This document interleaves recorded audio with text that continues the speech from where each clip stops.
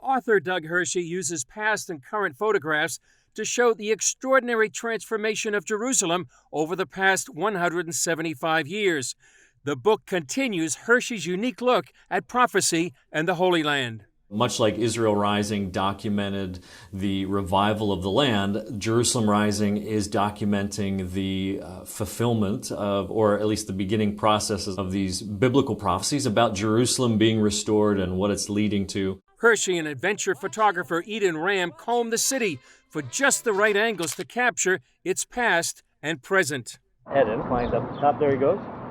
Looking at, you can kind of look through the fence here. It'll look better when you see the actual photos, but some of all of that stuff right in there is what he's getting a shot of from back in the early 1900s. To be able to go to some of these locations and find the exact locations where a photographer set up 175 years ago to capture what Jerusalem looks like, and then go back today to the exact same location. Some of the oldest photos of Jerusalem ever taken were from 1844, and we have several of those in Jerusalem Rising, and all of those I don't think have ever been recreated ever. One of those before and after photos takes place here, just outside the Jaffa Gate of Jerusalem's old city walls. It looks back from this spot towards what's known as the Tower of David.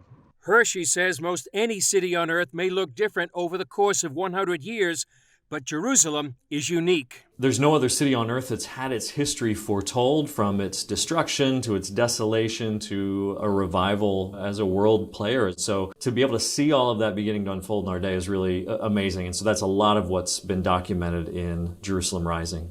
Hershey says some of those prophecies can be seen on the streets here. In Zechariah 8, God says that he's going to return to the city and he's going to dwell with his people, which is a profound statement for one of the prophets to say, that God's saying, I'm going to return to Jerusalem and dwell with my people. He says that the old men and old women will dwell safely in the streets, leaning on their canes, and the children will be playing in the streets, and the nations will begin to flood to Jerusalem. And before COVID, Israel set records for tourism. Never before in history have the nations flooded to Jerusalem the way that they are in our day. And now, clearly in Zechariah 8, it's in the context of coming to worship the King in Jerusalem, but it's undeniable that these are very beginning stages historically that we're seeing unfold in the city that have just never happened before. Hershey says if we want to understand Jerusalem, we must look to the scriptures. Ultimately, if we continue reading the scriptures, if we believe what the prophet said, Jerusalem is going to be a seat of ruling power for a Jewish king.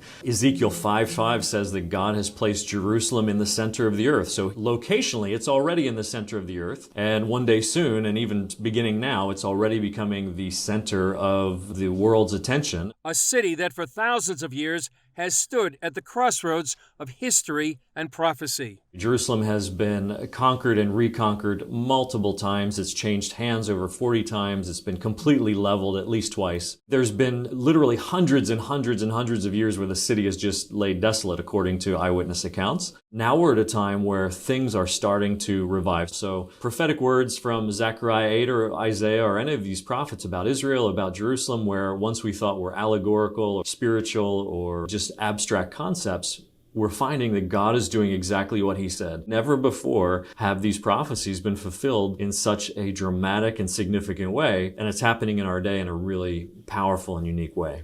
Chris Mitchell, CBN News, the Jaffa Gate, Jerusalem's old city.